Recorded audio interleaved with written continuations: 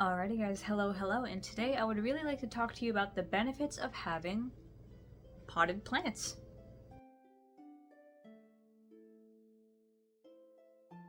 So obviously when we think about potted plants, we might think of, something like this little cactus right here, or some kind of decorative plant that just looks nice in the house and gives you something alive to look at, something that isn't as high maintenance as a pet, but also still requires some care. Now the thing about cactuses specifically is that yeah, because they're spiky, they can make really good wards. I don't have them for that really, I just have them because they're low maintenance as hell, and if I forget to water them, which I did this guy, they don't instantly die, which is really helpful. But as kitchen witches, there are definitely a lot of reasons that you might want to have some kind of potted plant in the house. There are a lot of things to consider, a lot of things to work through, but also a lot of really nice benefits, especially when it comes to any kind of herbs that you might want to have hanging around. So let's talk about it.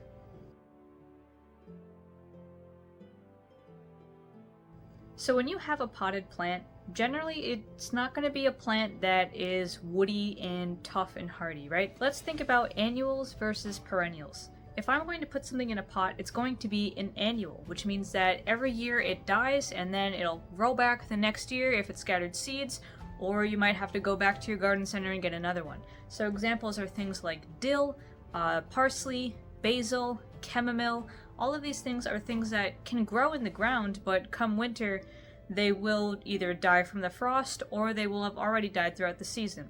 For instance, chamomile kind of dies pretty quick in the summer. It pops up, like other daisies do, and it's there for a little while. You pick the flowers while you can, but once it gets its flowers fertilized, it pretty much just dies down, and then all of those seeds hibernate in the soil until the next year. Annuals generally have some pretty delicate stems and leaves and flowers, right? So if you think about basil, it's pretty easy to just kind of snap the stem, and the leaves come off really easy. So these are plants that are not built for climates that have a deep freeze, like, my zone, for instance, I think is zone 6B or so. So we get some pretty cold winters, and those will, they will kill off plants like peppers, tomatoes, basil, parsley, all that kind of stuff. These are the plants that are really, really helpful to have just in a little pot, maybe even this size, that you might keep in your kitchen or wherever else you have the space for it. Because if you're not someone who uses a ton, like you don't need a farmer's level of herbs, then absolutely, yeah, having a couple pots like that can be really, really good just for, the occasional maybe margarita pizza you want to make, or the occasional spell that would require something like this. And because it is still a living plant, it's still alive and needs taken care of, not only is the spirit of the plant still very, very present, right, in terms of that animus quality of the plant itself being alive, but because you're pouring your energy, your love, and your patience into taking care of it, you are also building a much deeper bond with that plant than, say, if you had just a bottle of dried basil from the store. The bottle of dried basil is still plenty magical, but when you have the living plant, you can create that bond, you can get to know that little basil spirit, and you can work with it a lot more than if you were just to have the dried, dead plant. And of course, there are also some times where the magic will just maybe be more effective depending on what you're trying to do. For instance, you can get like powdered dried basil for a money spell, but if you had a fresh, bright green basil leaf, well, that basil leaf looks a lot like $1. And having that extra boost of vitality from the plant being alive, having that, better focusing image of that big green money looking leaf, this can help your spell a little bit more than dried basil might, though it is optional, of course, so do keep that in mind, but it can just add that extra oomph to anything that you're trying to do. And of course, the health benefits of using fresh plants do tend to outweigh the benefits of eating the dried plants just a little bit, right? Just because they still have a lot of those oils that haven't been ruined from being dried out or cooked yet.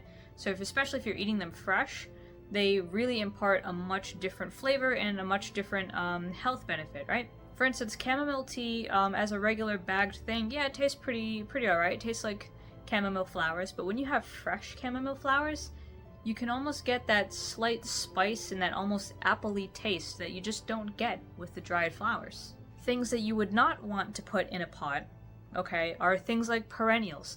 Perennials are like those tough woody ones that I mentioned before, right? So things like oregano, thyme, and certain types of rosemary. These ones are really hardy. Rosemary tends to die a little bit easier in the cold, but it can survive. My rosemary managed to survive the winter because we had a pretty mild one. We'll see if it survives this winter, because this winter might be a little worse. But oregano, thyme, rosemary, other woody, tough herbs, these are ones that, yeah, throughout the winter they will die down a little bit, right? They will hibernate, but come spring they'll start growing new stems and new leaves again.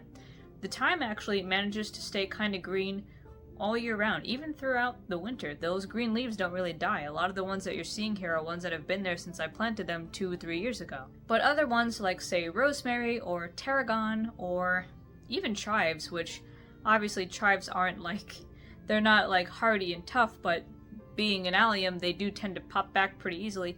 These are ones that they'll die down in the winter to hibernate and sleep, and then they'll pop back up in the early spring, ready for you to start gently harvesting again, right? You don't want to harvest them too early in the season because they're just getting started, but they will eventually be very overabundant to the point that it makes me sad seeing all of these herbs here on the side, because I know a lot of that oregano, I can't use all that oregano, and that's just one single plant. One plant, one seed, one plant. And of course, if you like to garden outside, container gardening is a thing too. It's kind of like taking these potted plants on a much bigger scale. That is where I like to put things like, my sage, or things that I don't plan to keep around for a long, long time. And even things like my lemon balm back there, it can survive the winter because they are crazy wily and they will do stuff like that. So it's very possible to have container plants that can survive a deeper freeze. It is rare though. So if you have things like rosemary or sage or things in a pot, they don't have as much protection from the freeze, and therefore they have a lot bigger chance to die because they're not as deep in the ground to, avoid that deep freeze. Others like basil, they will die in the freeze, so if you have them out, you got to be conscious of that. You also have to be conscious of the fact that their life cycle is just different. So they will have flowers pop up, and once those flowers pop up, that's when the plant starts to basically say my work here is done, and it just starts to lose its leaves. It starts to lose some flavor. So you really want to pick the flowers off as you can. I let them go because the bees really like them and I wanted to leave some for the bees. But you want to keep plucking those off so they can develop good root systems, so on and so forth. I'm just a bad gardener.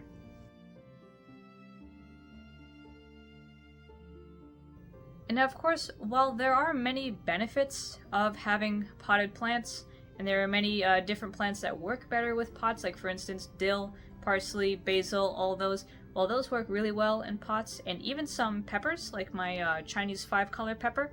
It's a small ornamental one, and it does make quite a few peppers and can live pretty well in a pot. Those will do really good, but you have to consider a few things. Like, first of all, do you have pots that you can have around the house? Like, if you want, you can get really cheap pots, but if you want ones that are more permanent and, long-standing, you can get better pots that look a little nicer. You also have to pay attention to the fact that you gotta buy soil. And also, you have to make sure you have enough sunlight.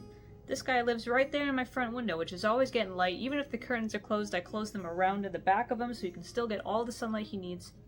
And so that way, he stays alive, right? I had one that wasn't in the sunlight and that one died after a little while, but this one and his 2 other friends, they make it through. And so you want the soil, you want the water, you gotta keep up with watering them.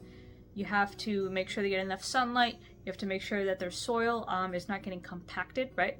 As plants continue to grow, their roots fill up these pots, and when the roots take up too much space, they actually can no longer absorb nutrients and water. And so you have to take them out, cut a little bit of the end roots off, and put them in a bigger pot with more soil so that they can continue to grow and unwind and get more of those nutrients in. So it is, it's caring for a living creature, and by doing so you will learn a little bit about how to communicate with these things. Not like literally with words, of course, but you'll learn to pay attention to their signs of distress, and you'll learn to pay attention to when they're doing really good. You'll learn to identify when they're doing things, like this guy right here. This little puff is actually the start of a flower. He makes this really long thing and makes this big white, Easter lily. So you'll be able to learn the signs that they're doing well, that they're starting to try and reproduce, so on and so forth, and you can kind of do what you need to do to make sure, say, your basil plant isn't making too many flowers and therefore ruining all its leaves. You also have to consider the cost of these things, because if you can't handle, the watering schedule, you don't have enough sunlight, there are those really expensive, grow pots, right, that have like the hydroponic little pods that don't really use soil, that have their own UV setup, like right there, that you could just sit on a kitchen counter anywhere and just let them grow and go wild. But those are expensive. If you wanted a more cost-effective option, it'd probably be getting some dirt in a pot and just committing to keeping up with watering it, right? So these are the things you got to think about when you think about, do I want to have potted plants in my kitchen? Also keep in mind that if you get a single fruit fly or something, they love dirt. So sometimes, you may have a little bit of a fruit fly or, house gnat problem because they do like to hang out in the soil around plants. But all in all, I mean, having plant allies in the house, they can get you those fresh herbs even through the winter when you just have them, in that little spot when you have a nice little bit of UV light on them or something, or you have a nice spot of sunlight. You can still have access to fresh herbs for a much less, a lower cost than if you were constantly going to the grocery store to buy those little cartons of fresh herbs, because those cartons can get expensive pretty quick. And on top of that, those cartons don't give you any of the benefits of actually caring for and raising your own plant ally. These are just some of the things you got to think about when you think, why should I have a potted plant? And they're definitely things that may make it so that it's not a reality for you right now, but it could be in the future, and if it is, it's something that can only add to your magic. It doesn't take away from your magic to not have them, but if you do have them, it just keeps adding to it, right? That's the thing. The more you do, the more it grows. It never shrinks if you don't have access to something. Magic is all about accessibility. Remember that. But with all that said, I will see you guys next week for more Kitchen Witch discussions, and I hope you have a great rest of your week. See ya!